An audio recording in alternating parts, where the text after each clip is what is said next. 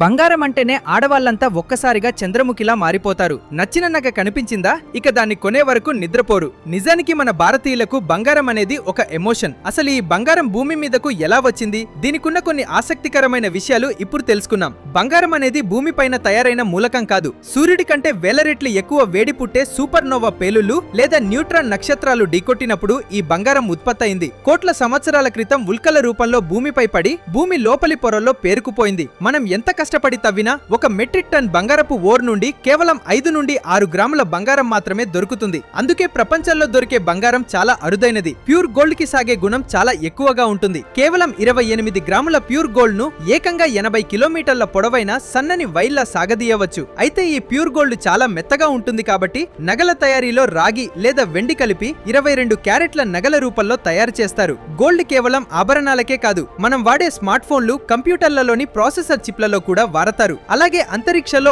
Astronauts కళ్ళను సూర్యుడి ప్రమాదకరమైన రేడియేషన్ నుండి కాపాడటానికి వారి హెల్మెట్ల విజర్ పై సన్నని బంగారం పొరను కోటింగ్ చేస్తారు. ప్రపంచ గోల్డ్ కౌన్సిల్ తాజా రికార్డుల ప్రకారం మానవ చరిత్రలో ఇప్పటి వరకు సుమారు 2,20,000 టన్నుల బంగారాన్ని మైనింగ్ ద్వారా తీశారు. భూమి ఉపరితలానికి దగ్గరగా ఉన్న గనుల్లో గోల్డ్ నిల్వలు క్రమంగా తగ్గిపోతున్నాయి. కానీ నాసా పంపిన సైకి స్పేస్ క్రాఫ్ట్ పరిశోధనల ప్రకారం అంతరిక్షంలోని ఒక ఆస్ట్రాయిడ్ పై కోట్ల టన్నుల విలువైన బంగారం మరియు ఇతర లోహాలు ఉన్నట్లు గుర్తించారు. భూమిపై క్రమంగా తగ్గుతున్న నిల్వలు, అంతకంతకు పెరుగుతున్న డిమాండ్ వల్లే బంగారం ధర నిరంతరం కొత్త రికార్డులను సృష్టిస్తోంది. ఈ వీడియో మీకు నచ్చితే లైక్ చేసి మీ ఫ్రెండ్స్ తో షేర్ చేయండి.